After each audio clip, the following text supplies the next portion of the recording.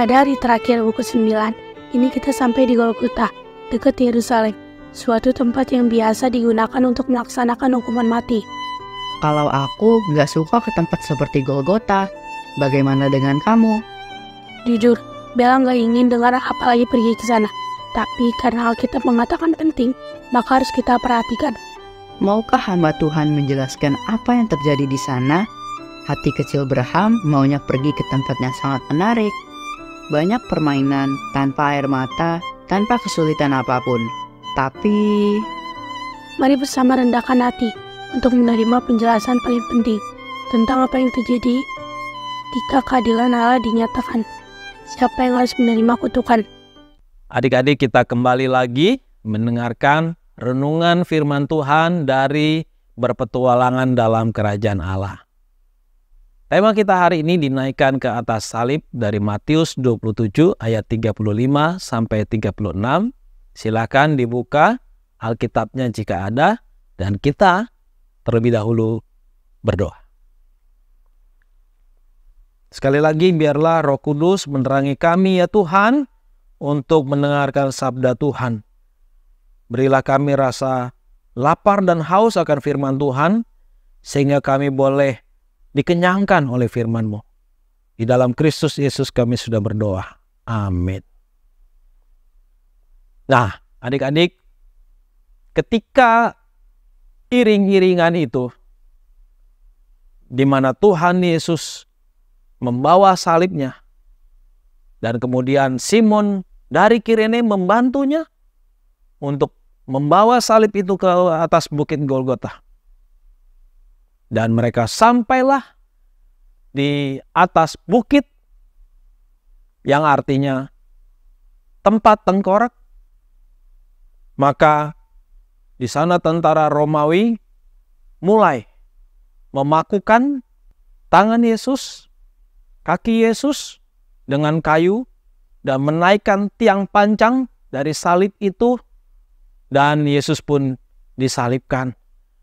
Dan tentara Romawi kemudian memberikan anggur bercampur empedu untuk diminum oleh Yesus.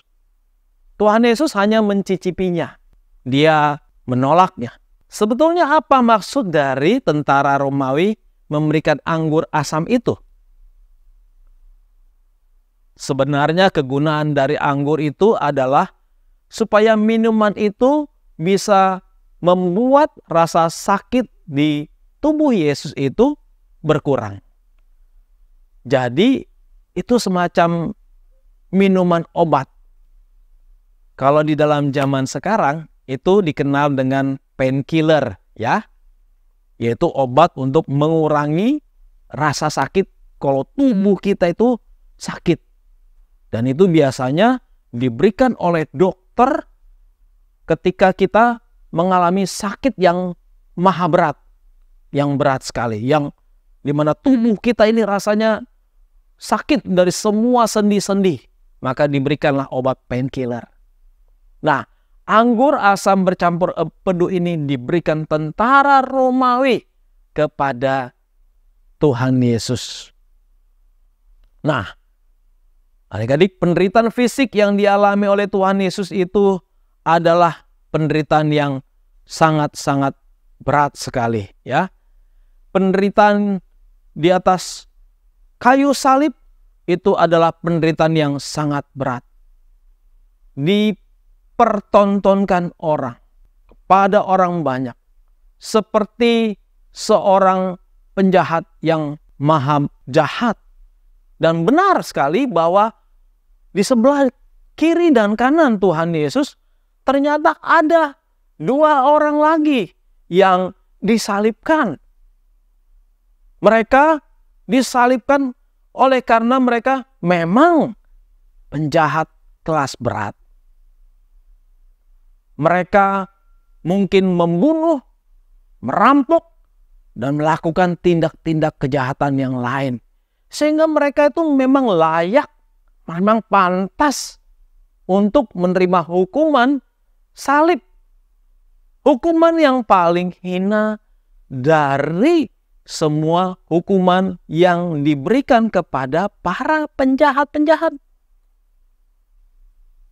mereka disalibkan di sana. Tetapi yang di tengah-tengah itu adalah salib untuk Tuhan Yesus. Seorang yang tidak pernah melakukan kejahatan kecil, menyakiti orang lain sedikit pun, Tuhan Yesus tidak pernah. Ya. Tetapi dia harus tetap disalibkan. Karena apa? Karena dia menyatakan diri sebagai Mesias, sebagai anak Allah yang datang dari surga untuk menghapus dosa manusia. Bagi orang-orang Yahudi, itu adalah satu penghujatan. Karena mengaku diri sebagai Allah yang datang dari surga. Maka mereka tidak suka, lalu mereka kemudian memfitnah Tuhan Yesus dan menyalibkan dia di atas kayu salib. Maka Tuhan Yesus harus tetap menanggung hukuman itu di atas kayu salib. Beberapa jam dia di sana, dari pagi jam 9, hingga kemudian dia digantung sampai jam 12, hingga kemudian di mana pada tengah hari itu gelap gulita melanda daerah itu. Sampai kemudian orang-orang melihat bahwa itulah tanda dari kegelapan, itulah tanda dari dosa-dosa manusia. Gelap sekali. Dan pada akhirnya setelah beberapa jam digantung di atas kayu salib, Tuhan Yesus mati di atas kayu salib. Dia menghembuskan nafasnya yang terakhir dan berkata, sudah selesai. Tugas yang diberikan oleh Allah kepadanya sudah selesai ditanggungnya. Demikianlah cinta kasih Tuhan Yesus kepada kita. Semua yang dia miliki sudah diberikan untuk menanggung dosa-dosa kita.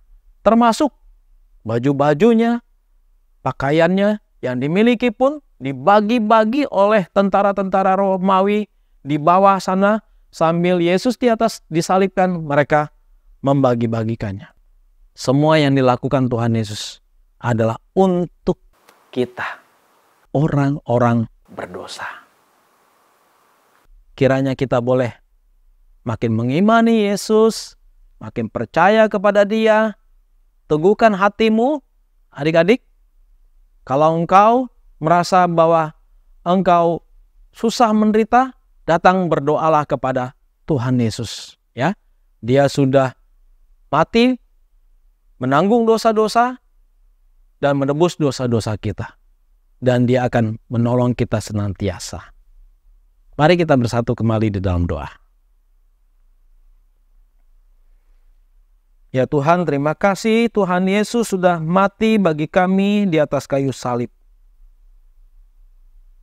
Untuk menanggung dosa-dosa kami, sehingga kami orang berdosa boleh menjadi orang yang benar. Terima kasih Tuhan, kasih-Mu ajaib, kasih-Mu indah. Biarlah anak-anak yang ada di mana saja mendengarkan firman ini, boleh merasakan kasih setia Tuhan, dan dipenuhi dengan cinta kasih kepada Tuhan.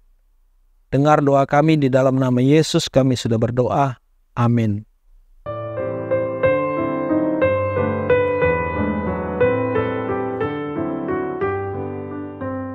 Maaf. Ternyata Golgota adalah tempat yang sangat kita perlukan.